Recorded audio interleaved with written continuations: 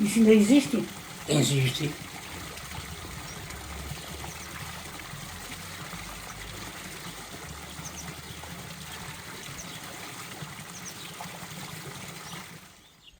E rara vez se um poço assim, só começava a dar sinal o fim do inverno.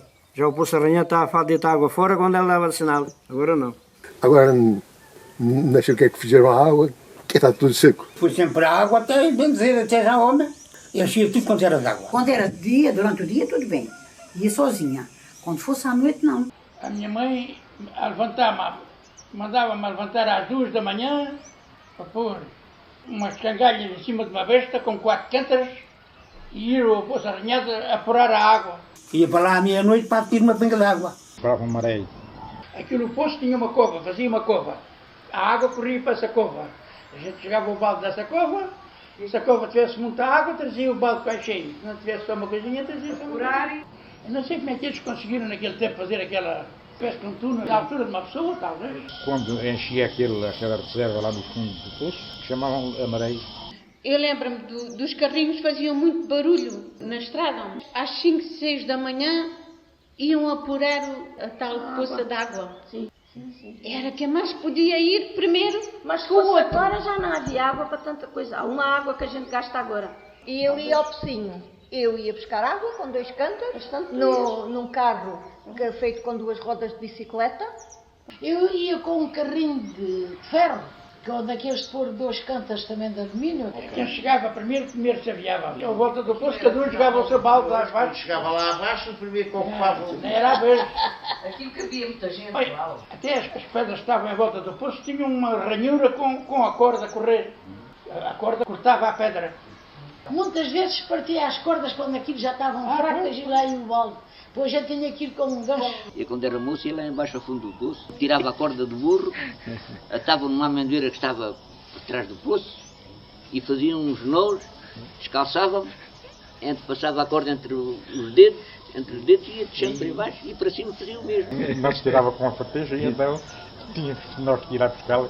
Que a água era um bem precioso. Servia para a gente se coronar, fazer a comida para lavar a roupa, mais nada. Banhos não havia. Depois passou os pastores a virem dar água aqui ao galho e a mulheres a lavar aqui em condições. Eu ia lavar à Nora, numas pedras que estão lá.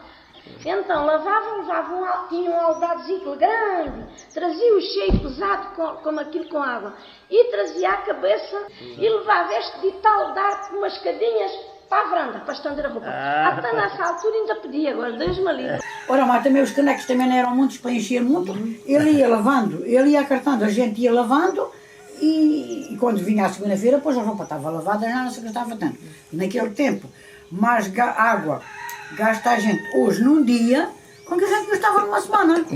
Mas ainda lavo a louça com um alguideiro. Naquele tempo era um tempo muito bom. Não havia um alguideiro da casa da minha sogra, o meu sogro tirava cortiça. E eu trazia uns charrozinhos daqueles. Hoje essa água, punha-se ali uma aguinha naquele charro, como as mariolas que se apanhava no mato, e dali lavava-se a louça toda. Ai, era um tempo. E às vezes até dito o meu marido, a gente apanhou o bom, o ruim, e agora temos tido o bom. Mas ele, quando foi para a tropa, diz que foi o primeiro banho que apanhou, foi no mar. Era para lavar a cara de manhã, depois ficava na bacia, e depois era para lavar as mãos quando ia ao jantar ou almoçar, e depois ainda era para fazer qualquer coisa, e depois era para regar as flores. Quando era miúdo, tomava banho no alguidar. Depois, no fim de muitos anos, é que comprou um balde de zinco com um chuveiro agarrado. As casas de banho eram assim debaixo das árvores. Conta isso à juventude, não acredito. Quando não havia água em nenhum dos poços, iam às bicas dos vilarinhos, que aí normalmente havia água corrente.